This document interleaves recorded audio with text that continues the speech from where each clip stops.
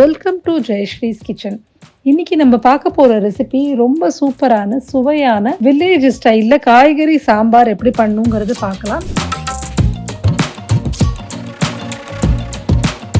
இதுக்கு முதல்ல ஒரு எலுமிச்சம்பழம் அளவுக்கு புளியை ஹாட் வாட்டர்ல ஒரு 10 நிமிஷம் ஊற வச்சுட்டு ஒரு கப்பு புளி கரைசல் எடுத்து தனியா வச்சுக்கலாம். ஒரு பவுல்ல அரை கப்பு துவரம் பருப்பு சேர்த்துட்டு நல்லா வாஷ் பண்ணிட்டு அதுல 1.5 கப்பு தண்ணி விட்டுக்கலாம். இதோட அரை டீஸ்பூன் மஞ்சள் தூள், 1 டீஸ்பூன் ஜீரகம், 2 பச்சை மிளகாய் கீறினது, 8 சின்ன வெங்காயம், 3 பல்லு பூண்டு, அரை தக்காளியை பொடியா நறுக்கி சேர்த்துட்டு இதை 4லேருந்து 5 விசில் ப்ரெஷர் குக் பண்ணி எடுத்து தனியா வச்சுக்க போறோம். பூண்டு வெங்காயம்லாம் சேர்க்கறனால சாம்பார் ரொம்ப வாசனையா இருக்கும்.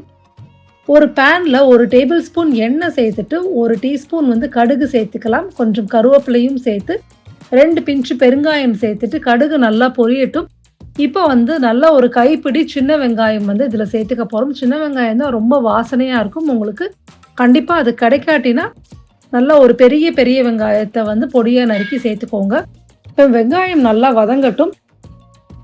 இப்போ நம்ம இதில் 1.5 கப்பு மிக்ஸ்டு வெஜிடபிள்ஸ் சேர்த்துக்க போகிறோம். நான் முள்ளங்கி, முருங்கைக்காய், அவரைக்காய், உருளைக்கிழங்கு, கேரட்டு இதெல்லாம் சேர்த்துட்ருக்கேன்.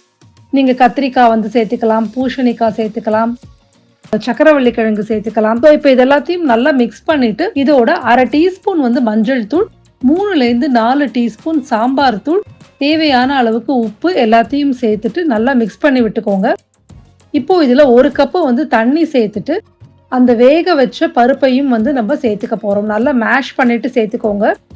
இப்போ இன்னும் கொஞ்சம் ஒரு அரை கப்பு தண்ணி சேர்த்துட்டு இதை நல்லா கவர் பண்ணி வெஜிடபிள்ஸ்லாம் குக் ஆகிற வரலும் நம்ம குக் பண்ண போகிறோம். ஒரு 7லேருந்து 8 நிமிஷம் ஆச்சு. வெஜிடபிள்ஸ்லாம் நல்லா சாஃப்டாக இருக்கட்டும். அதே சமயத்தில் முருங்கைக்காலாம் ஷேப் ரொம்ப ஓவர் குக் ஆகி தனித்தனியாக பிரியாதைக்கு பார்த்துக்கோங்க. குக் பண்ணி கவர் பண்ணும்போது நடுவில் ஒரு தடவை எடுத்து கிளறி விட்டுக்கோங்க. இப்போ இது வெஜிடபிள்ஸ்லாம் நல்லா குக் ஆன உடனே இந்த புளி கரைசலை 1 கப்பு நம்ம எடுத்து வச்சுருந்தோம் இல்லையா, அதை இதில் சேர்த்துட்டு நல்லா ஒரு 5 நிமிஷம் கொதி விட்டுக்க போகிறோம்.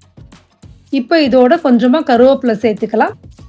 அவ்வளோதான். நீங்கள் இப்போ அடுப்பை ஆஃப் பண்ணிட்டா ரொம்ப சூப்பரான டேஸ்டியான காய்கறி சாம்பார் நம்மளுக்கு ரெடி ஆகிடுது.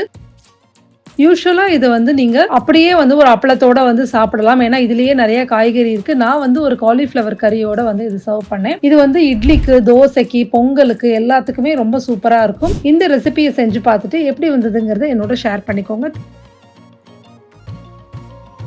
தேங்க்யூ ஸோ மச் ஃபார் வாட்சிங் திஸ் வீடியோ.